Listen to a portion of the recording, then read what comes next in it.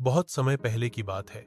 चार दोस्त अमित, बबलू, चंदन और दीपक एक गांव में रहते थे। एक दिन उन्हें एक पुरानी किताब मिली जिसमें एक खजाने का नक्शा था। चारों ने मिलकर खजाने की तलाश में निकलने का फैसला किया। रास्ता जंगलों, नदियों और पहाड़ों से होकर गुजरता था। कई बार उन्हें मुश्किलों का सामना करना पड़ा। कभी भूख लगी, कभी रास्ता भटक गए और एक बार तो एक सांप से भी सामना हुआ। लेकिन उन्होंने हार नहीं मानी। आखिरकार एक गुफा के अंदर उन्हें खजाने का संदूक मिला। लेकिन जब खोला तो उसमें सोना चांदी नहीं था, बल्कि एक संदेश था।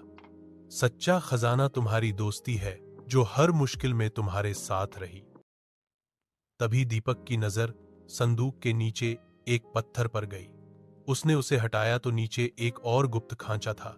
उसमें एक और छोटा संदूक मिला। यह देखकर सबका मन फिर से उत्साह से भर गया। छोटे संदूक को खोलने पर उसमें कुछ पुराने सिक्के, कीमती पत्थर और एक नक्शा मिला। यह नक्शा शायद अगले खजाने का था।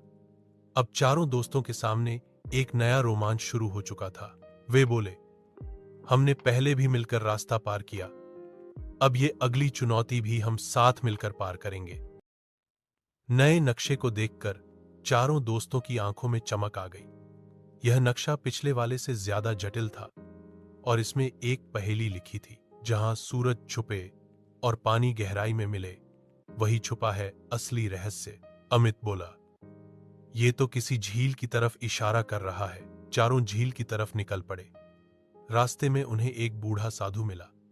उसने कहा, सच्चे खजाने तक वही पहुंचता है जिसके दिल में लालच नहीं, केवल जिज्ञासा और सच्चाई हो। झील के पास पहुंचकर उन्होंने देखा कि झील के बीच में एक छोटा टापू है।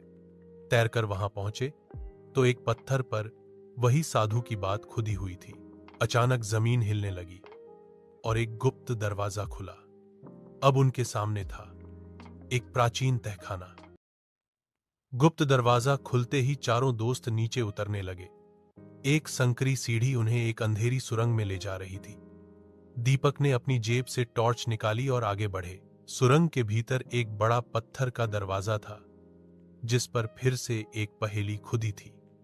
सिर्फ वही प्रवेश पाएगा जो अपने मित्रों पर पूरा विश्वास रखे।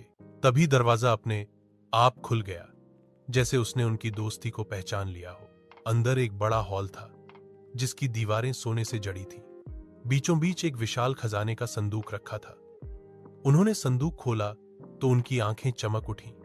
उसमें सोने के सिक्के, कीमती रत्न और प्राचीन ताबीज थे।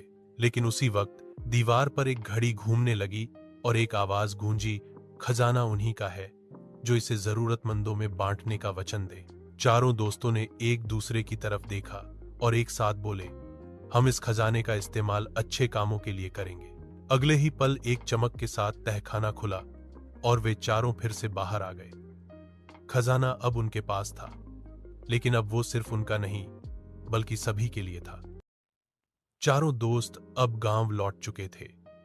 उनके पास था एक अनमोल खजाना, सोने, हीरे और रत्नों से भरा हुआ। लेकिन उनके मन में अब एक नया सपना था, इस दौलत का सही उपयोग करना। पूरे गांव में हलचल थी। किसी को विश्वास नहीं हो रहा था कि गांव के चार साधारण लड़के इतना बड़ा खजाना लेकर आए हैं। लेकिन ये चारों अब पहले जैसे नहीं थे।